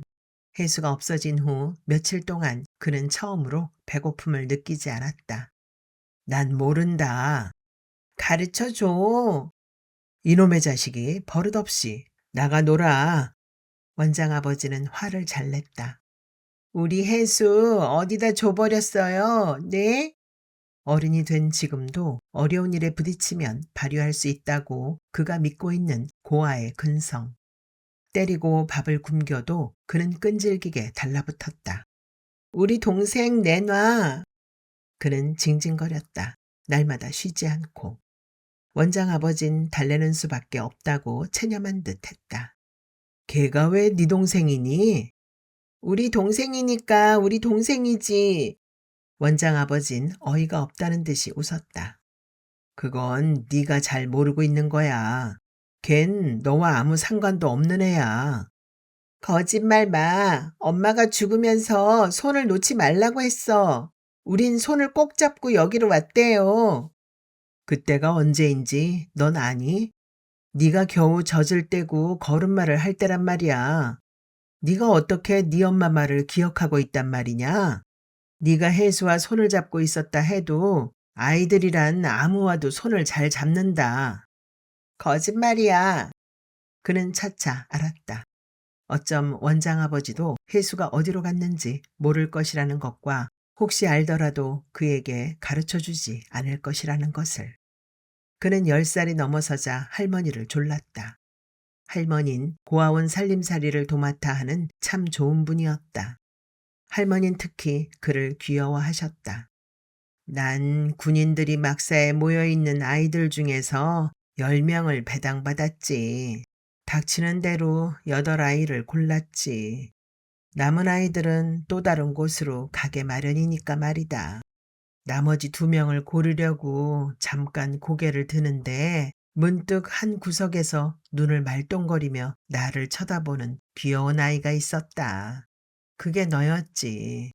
그래서 난 많은 아이들 중에서도 너를 늘 눈여겨보고 있단다. 그런데 말이다. 네가 일어서서 나에게로 올 때 넌 웬 여자아이의 손을 꼭 붙들고 있는 게 아니겠니? 그래서 난 붙든 네 손을 떼어 놓으려고 했다. 여자아이들은 사내 아이들보다 귀찮으니까. 근데 그때 네가 한사코 손을 놓지 않았다. 그래서 난 혜수도 데려오게 되었단다. 혜수는 그의 여동생인 것이 틀림없었다. 엄마가 죽은 후 어떻게 군인들의 보호를 받게 되었는지 알 수 없지만 그때부터 그와 혜수는 손을 놓지 않았던 것이다. 그는 그렇게 믿었다. 엄마가 죽으면서 손을 놓지 말라고 했거든요. 그렇지만 너희들이 형제지간이면 참 이상한 일이구나. 뭐가요? 누가 먼저 태어났나 구별이 서지 않거든. 제가 오빠예요. 혜수도 그렇게 부르잖아요. 아니다. 아이들을 많이 다루다 보면 알게 되는데 그런 것 같지가 않았어. 그럼 혜수가 내 누나란 말인가요, 할머니? 그것도 이상하단다. 그럼 우린 쌍둥이인가 보죠, 뭐. 아니, 너희들은 그저 남남일 수도 있다. 아니에요. 그는 단호하게 말했다. 그것만은 용납할 수 없었다. 제가 혜수를 찾으라는 게 걱정돼서 그러시죠? 아니다. 너도 생각해 봐라. 그 많은 애들이 오글거리는데 그 사이에서 손을 잡고 있었다고 누가 형제지간이라 말할 수 있겠니? 거짓말 마세요. 아니다. 내가 이 늙은 나이로 어린 너에게 거짓말은 안 한다. 아무리 어려도 형제라는 건 어디가 닮아도 닮는 법인데 너희들은 그렇지가 않았다. 매일 전쟁통에 정신이 없었다고 하시면서 언제 그렇게 자세히 보셨어요? 그래도 어른들은 다 볼 수가 있단다. 누가 뭐래도 혜수는 내 동생이에요. 아니라고 하는 놈이 있으면 죽여버리겠어요. 할머니 마음은 제가 다 알아요. 그러나 할머니, 정 커서 어른이 되고 돈도 많이 벌면 혜수를 찾을 거예요. 그래서 같이 살래요. 혜수는 제 동생이니까요. 괜히 그래가지고 커서까지 사서 고생한다. 하기야, 이 넓은 세상에 형제같이 좋은 게 또 있겠냐만. 어떻게 찾는단 말이냐. 할머니, 왜? 혜수가 간 곳을 할머닌 정말 몰라요? 그래, 난 모른단다. 원장 아버지께 물어보세요. 원장님도 나와 꼭 같을 거다. 수백 명의 아이들이 들어왔다 나갔다. 그래도 물어보세요. 제가 동생을 돌려달라고 오랫동안 원장 아버지를 괴롭혔으니 기억하고 계실 거예요. 그래, 원장님이 알고 계시면 내가 알려주마. 그와 할머니 사이에 그런 말이 오고 간 며칠 후 할머니는 그 약속을 지켰다. 역시 원장님도 잘 모르신다만 그저 그 당시에 서울 이문동에서 박치과라는 병원을 하는 사람이 예쁜 여자아이를 하나 데려갔다고 하시더구나. 그러나 믿진 마라. 서울 이문동 박치과. 그는 마음속으로 되뇌었다. 전쟁이 끝나고 얼마 되지 않은 때였으니까 지금도 그곳에 그대로 있을 리가 없다. 믿진 마라. 원장님도 이제 나이가 많으셔. 나이가 들면 어제 일도 쉬 있는 법이란다. 고마워요, 할머니. 전 꼭 찾을 거예요. 그래, 그랬으면 오죽 좋겠니. 그는 8살 때도 10살, 12살 때도 그 다짐에 변함이 없었다. 이문동의 박치과. 행여 잊을까봐 꿈속에서도 되새겼다. 그의 작은 가슴에 새긴 이문동의 박치과는 그의 표적이었다. 삶의 표적, 눈물과 굶주림의 표적, 사랑의 표적. 초등학교 4학년에 다니던 12살 때의 겨울 어느 날 그는 선택되었다. 원장 아버지의 방으로 들어서자 낯선 여자가 그를 찬찬히 뜯어보았다. 그는 단번에 모든 것을 알아차렸다. 새엄마는 지극하였다. 엄마라고 하기에는 너무 나이가 많았다. 할머니라고 부르는 것이 맞을 것 같았다. 그와 함께 살기 시작한 때에 55이었는데 69이 되던 해에 죽었다. 그는 모든 면에서 그녀가 바라는 대로였다. 공부를 썩 잘한 것은 아니었지만 흔히 어정쩡하게 말하듯이 남의 축에 빠지지는 않았다. 그녀는 그가 바라는 것이면 무엇이라도 들어줄 준비가 되어 있었다. 어머닌 그와 둘이 사는 데는 충분한 재산을 가지고 있었다. 편안한 생활과 어머니의 따뜻한 보살핌 속에서 그는 모든 것을 잊어갔다. 잊어버려야 한다고 마음을 다진 것은 결코 아니면서도 혜수는 이미 전과 다른 혜수였으며 아슬아한 기억, 버리고 싶은 꿈속에서나 만날 수 있는 혜수였다. 얼굴을 기억할 수 없었고 또 어린아이의 얼굴은 변하는 것이었다. 혜수를 데려간 사람들은 그녀의 성씨와 이름까지 바꿔버렸을 것임에 틀림없었다. 무슨 방법으로 혜수를 만날 수 있을 것이며 혹시 만난다고 하더라도 무슨 방법으로 그녀가 혜수임을 확인할 수 있는 것인가. 또 혜수의 입으로 고아원의 일을 기억해내고 그를 알아본다 하더라도 그들이 형제라는 사실은 어떻게 증명할 수 있을 것인가. 혹시 의학적인 조사 대상이 되려면 밝혀질 수 있겠지만 그러한 일은 결코 없을 것이다. 잊어버려라. 이제 이 엄마가 있지 않냐. 네가 하고 싶은 일은 무엇이나 하게 해주마. 모두 잊어버리고 엄마와 살자. 문득 혜수 이야기를 꺼냈을 때 어머니가 말했다. 잊으려 힘쓰지도 않고 그는 잊어버렸다. 어머니가 죽기까지 그들은 참 사이좋은 모자였다. 어머니가 죽자 어머니의 먼 친척들이 유산 문제를 넘보았다. 법대로라면 모든 것은 그의 것이라는 걸 그는 알고 있었다. 그러나 그는 마음을 쓰지 않았다. 아파트 한 채를 살 수 있는 돈이면 그만이었다. 어머니와 함께 쓰던 가구들만은 그대로 가져왔으며 사진첩을 비롯한 유품들도 모셔왔다. 그는 대학을 졸업하자 곧 취직을 하였으므로 풍족하였다. 그러나 풍족한 것만으로 누릴 수 있는 삶이란 거기서 끝나버렸다. 그는 두 번째로 고아가 되었다. 어머니의 임종을 하는 자리에서 어머닌 그에게 가늘게 웃어 보였다. 어머닌 그의 손을 잡고는 마지막 힘으로 그의 손을 쥐었다. 그 손은 말하고 있었다. 너를 혼자 두고 가서 미안하구나. 어머니가 죽기 전에 바쁘지 않은 그의 결혼을 급하게 서두른 것은 어머니의 예감이었을 것이다.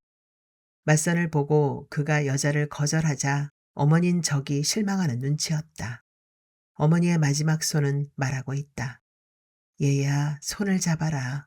혼자는 안 된다. 내 손은 이것이 마지막이다. 두 번째로 버려진 그를 구원한 것은 회사원의 규칙성, 일과가 끝난 후에 마시는 소주 서너 잔, 돌아서면 피부에 찰과상도 내지 못하는 여자들, 그따위뿐이었다. 그때 그는 당연히 혜수를 생각해야 했다.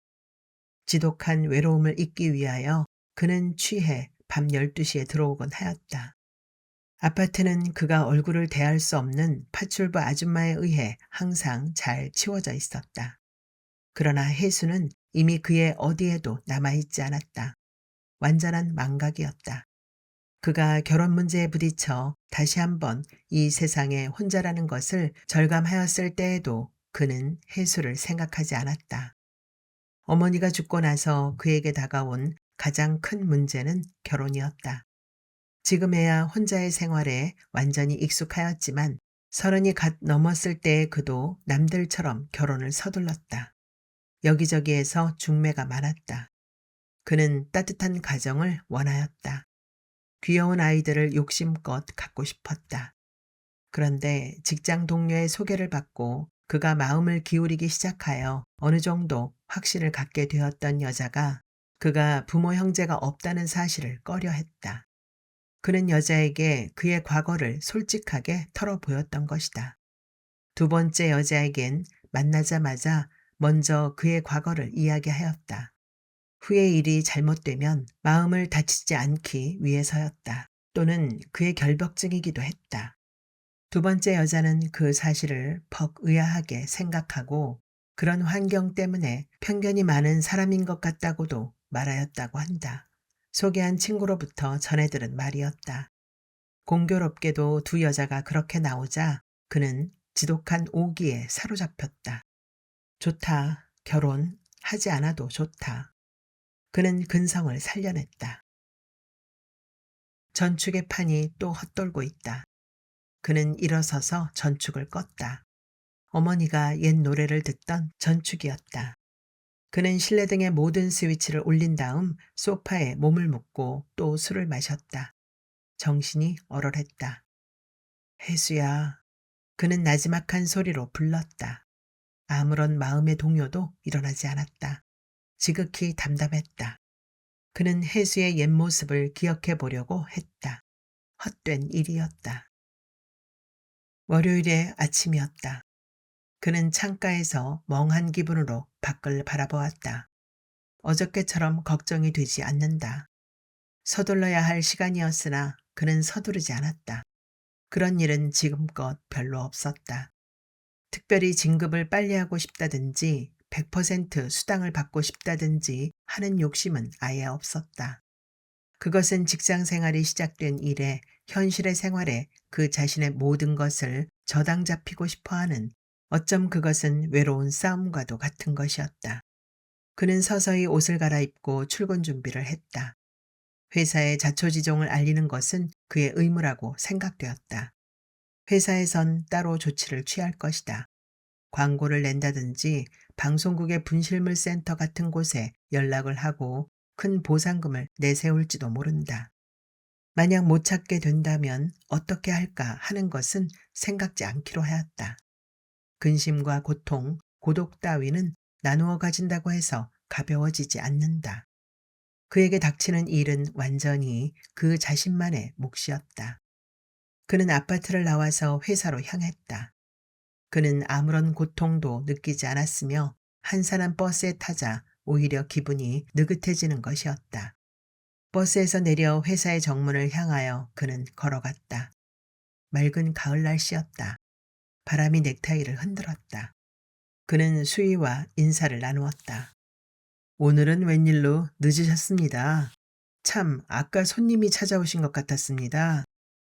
그는 갑자기 이상한 예감이 찾아들었기 때문에 마침 담배를 꺼내어 늘 친절한 수희에게 권하고 그도 피우려던 생각을 포기하고 활기 있게 안으로 걸어 들어갔다. 그는 사무실의 문을 열기 전에 화장실로 들어갔다. 용무를 위해서가 아니라 사무실의 문을 대하자 서류를 분실한 사실이 엄청난 사건이라는 생각이 다시 일어났으므로 마음을 진정시키기 위해서였다. 그는 거울 속에 비친 그를 위로했다. 괜찮다. 어쩔 수 없다. 주사위는 던져졌다. 엎질러진 물이다. 그는 거울 속의 그를 향하여 웃어 보였다. 그때 또 다른 얼굴이 그의 얼굴에 겹쳐왔다. 나예요. 그의 어깨를 치며 그 얼굴은 웃었다. 신대리였다. 웬일이에요? 그가 획 돌아서자 신대리는 등 뒤로 돌리고 있던 손을 그의 앞으로 내밀었다. 아, 그것은 잃어버렸던 서류 가방이었다. 가방을 확인하자 그는 숨조차 제대로 쉴 수가 없었으므로 아무 말도 못하고 가방을 내려다보며 그대로 서 있었다. 틀림없어요. 서류는 다 확인해 봤으니까. 다 그대로 있어요. 회사 건물 안의 휴게실에 앉아서야 그는 잠긴 목이 터지는 듯 했다. 어떻게 된 겁니까? 어제 오후에 어떤 사람이 은행으로 가져왔더래요. 주웠다고. 연락처가 있으니까 나중에 적당히 보답하면 될 거예요. 어때요? 이제야말로 우리가 술을 한 판 마셔야 하지 않겠소? 그래요. 내가 근사하게 한 잔 사겠어요. 신대리를 따라 웃는데 이유를 알 수 없게 눈물이 솟았다. 어떻게 생각했던지 신대리가 감격할 만도 해요. 농담을 걸었다. 사무실로 돌아와 그는 과장에게 늦어서 미안하다고 사과를 했다. 사람이 가끔 늦어야 기계가 아니지. 괜찮아요. 서류 관계로 걱정을 했을 뿐이지. 오히려 그를 안심시킨 후 그것이요? 들고 있는 가방을 가리켰다. 예, 토요일 날 늦게 끝났을 텐데 수고했어요. 이제 사연도 많은 이 서류는 담당 개원에게 넘기면 그만이다. 그는 책상 위에다 서류를 꺼내놓고 그것을 물끄러미 들여다보며 담배를 피웠다. 이 서류 따위가 도대체 나에게 무엇이란 말인가? 나에게 어떠한 의미가 있는 것인가? 그는 이제야 조금 화가 치밀었으므로 마음속으로 그를 향해 그러한 질문들을 던졌다. 그것은 사실 그와는 별 상관없는 것이었다. 상관이 없다는 건 이상하지만 근본적인 그와 그의 문제와는 아무런 상관이 없는 것이 분명했다. 그런데도 서류 가방은 그의 모든 것을 구속했던 것이다. 가방을 찾았으면 모든 것이 전과 다름없이 돌아와야 하는데 그렇지가 않았다. 하루 종일 그는 일이 손에 잡히지가 않았다. 문득 떠올린 하나의 의문이 집요하게 그를 붙들었기 때문이었다.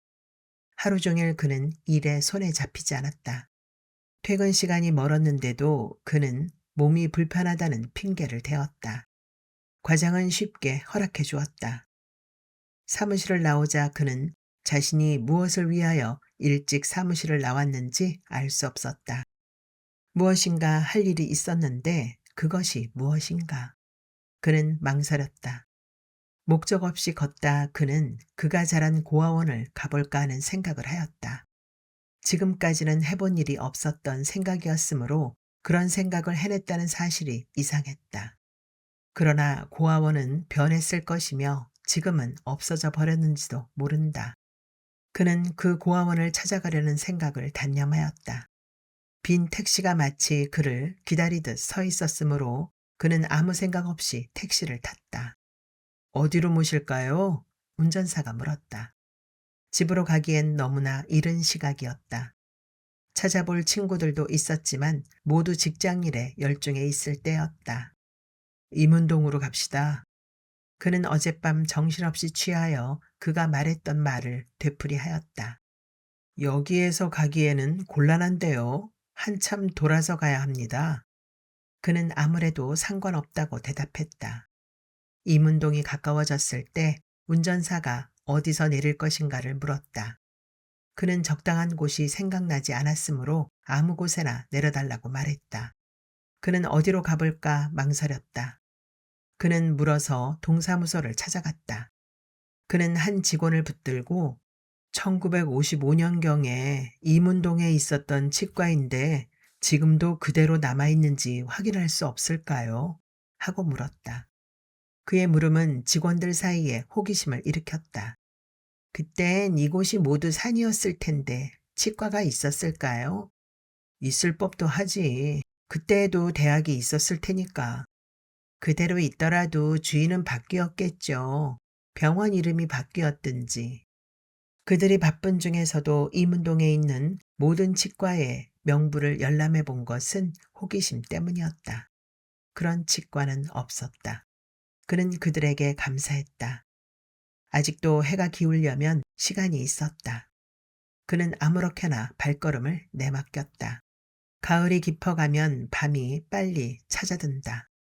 어둠이 깃든 초가을 저녁 술집에서 풍겨나오는 고기 굽는 냄새가 골목을 메우고 있었다.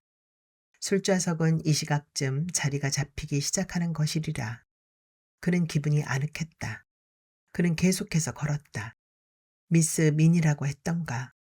그는 어젯밤의 술집 밀밭이 가까워오자 그녀를 생각했다. 그는 걸으며 이틀 동안에 일어났던 일을 돌이켜보았다. 어둡고 긴 터널을 지나온 것 같았다. 미스 민이라는 여자를 생각했을 때는 먼저 고마운 생각이 들었고 가방을 찾는 것과 함께 그녀에 대한 모든 것도 해결된 것으로 생각되었다. 그러나 그것은 착각이었다. 그녀가 그에게 보여주었던 행동은 알 수 없었다. 왜 그녀는 30분가량 술 시중을 들어준 형편없이 취한 손님인 자기와 동행하고 동침할 마음을 갖게 되었을까? 의문이 풀리지 않았던 것이다. 팁을 주지도 않았고 또 자기 몸도 제대로 가누지 못한 이 편에서 그녀에게 동행을 요구했을 리도 없었다. 평범한 경우라면 그가 요구하였다 하더라도 그녀가 들어주지 않았을 것이다. 더욱이 그녀는 그의 술 주정을 다정한 아내나 누이처럼 보살펴 주었고 그가 가진 것에 아무 욕심도 부리지 않았으며 자기의 선행을 알리지도 않고 정숙한 여자가 잠깐 바람을 피우듯 그렇게 날이 밝기도 전에 사라졌던 것이다. 각박한 세상을 몸뚱이 하나로 살아가는 여자라면 그럴 수 없었다. 일부러 걷는 것은 아직 이른 시간을 메우기 위한 것이었는데 걷다 보니 의외로 기분이 좋았다. 밀밭 가까이 갔을 때에도 술집이 흥청대기에는 이른 시각이었으므로 그는 가까운 음식점에 들어가 저녁을 먹기로 하였다. 그는 정성이 담긴 따뜻하고 기름기 흐르듯 깨끗한 식사를 하고 싶었다. 파출부 아주머니가 담당하는 것은 저녁뿐인데 그녀는 해만 지면 돌아갔으므로 저녁은 언제나 식어빠져 맛이 없었다. 그것도 일주일에 3번만 왔으므로 저녁도 밖에서 먹는 경우가 많았다.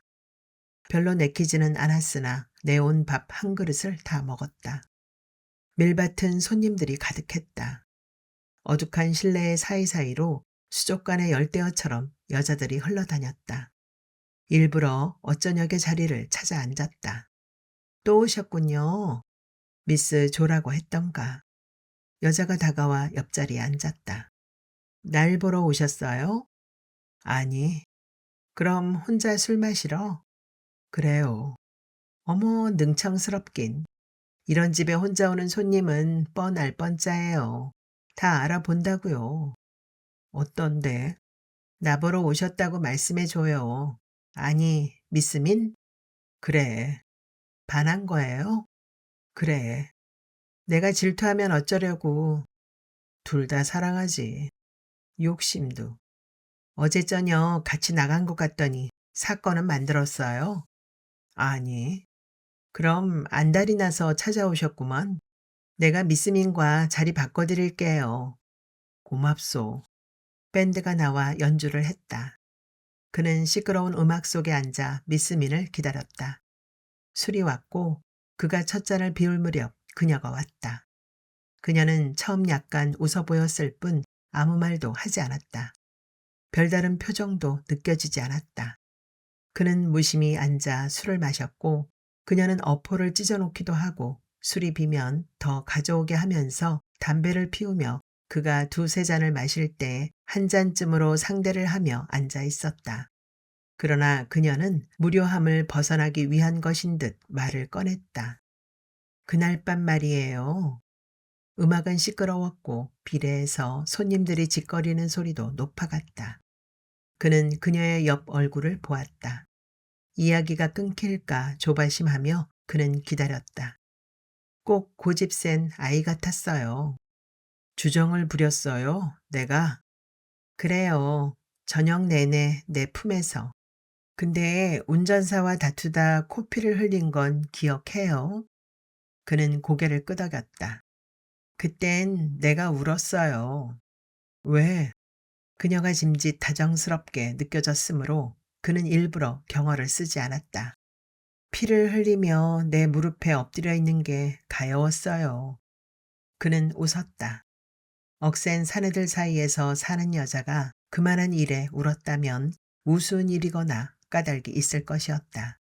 어제 저녁엔 무슨 가방 이야기를 하셨는데 그날 밤 잃어버렸는데 오늘 찾았어요. 다행이에요. 유심히 본 것은 아니지만 저하고 같이 택시를 탔을 때는 가지고 계시지 않았어요. 뜯어보니 여자는 나이져 보였다. 목엔 주름살이 졌고 웃을 때도 눈가에 주름살이 많았다. 30이 넘었을까. 눈이 깊고 콧날과 입모양새도 오밀조밀 규모가 있었다. 키가 크지 않으나 결코 작은 키는 아니었으며 어깨에서 팔로 흐르는 선이 유연했다. 목덜미에 살짝 얹힌 짧은 머리가 나이든 얼굴을 가려주는 구실을 했다. 원래는 곱게 생긴 여자라고 생각되었다. 다만 그녀는 사내들의 시달림을 받고 있어 얼마 가지 않으면 남아있는 모습을 잃어버릴 것 같았다. 뭘 그렇게 보세요? 여자는 몸을 사리며 말했다. 그는 계속해서 마시며 막연히 취기를 부렸다. 그런데 말이오, 미스민. 그는 일부러 몸을 기우뚱거리며 말했다. 취기는 아직 멀었다. 미스민이 뭐예요? 그럼 뭐랄까? 그냥 참 올해 몇이세요? 그는 당황했다. 누구나 그에게 나이를 물어보면 기분이 상했다. 언짢은 기분으로 훌쩍 잔을 비웠다. 그때 그녀가 갑자기 입을 딱 벌리더니 손을 들어 그녀의 벌어진 입을 감추었다. 무엇인가 그녀를 크게 놀라게 했음이 분명했다. 그는 못 본 채 술을 마시며 그녀가 회복되기를 기다렸다. 그녀가 숙이고 있던 고개를 들었다. 미안해요. 그녀는 느닷없이 그렇게 말했으므로 그는 당황했다. 뭘? 그날 저녁과 똑같은 실수를 했어요. 사실 꼭 나이를 알고 싶다기보다 그건 그저 우리 같은 여자들에겐 버릇이에요. 말을 마치고 그녀는 아랫입술을 잘근잘근 씹었다. 그제 저녁의 일이라면 기억할 수 없었다. 그 기억을 되찾기 위해서 이곳에 온 것이 아닌가. 괜찮아요. 난 기억하지도 못하는 일이니까. 그제 저녁에도 똑같은 말을 물었다고요? 네. 그게 어때서 그렇게 놀라는 거예요? 제가 그때 나이를 묻자 아저씨는 아저씨가 뭐요? 젊은 청년에게. 그럼 뭐라고 해야 맞겠어요? 그냥 아무렇게나. 미스미는 올해 몇이에요? 그녀는 갑자기 낄낄거리고 웃기 시작했다. 왜? 그제 저녁 일을 그대로 되풀이하고 있는 것 같아요. 그때도 내가 그런 말을 물었어? 그래요. 내가 나이를 묻자 아저씨는 갑자기 입을 다물고 말이 없었어요. 그전까지는 굉장했어요. 소리를 지르고 노래를 부르고. 처음엔 우리들은 그 영문을 몰랐어요. 한동안 입을 다물고 있던 아저씨가 갑자기 병째로 술을 마시기 시작했죠. 내가 말렸어요. 친구분은 내버려 두라고 웃기만 했는데 그분도 그때는 제정신이 아니었어요. 맥주 2병을 병째로 비우더니 갑자기 탁자에 엎드려 울기 시작했어요. 그는 어렴풋이 그가 취한 행동의 까닭을 알 수 있었다. 그러나 그런 일로 눈물까지 흘렸다니 이상했다.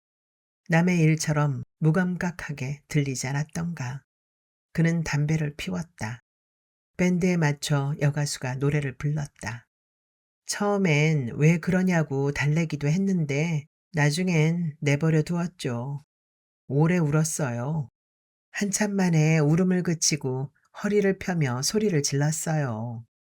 뭐라 한 줄 아세요? 난 내 나이를 몰라. 이것이 아저씨가 외친 소리였어요. 어찌나 큰 소리를 내었던지 옆자리의 사람들이 고개를 빼고 넘겨다 볼 지경이었죠. 그녀는 담배에 불을 붙이고 첫 모금을 진하게 빨았다.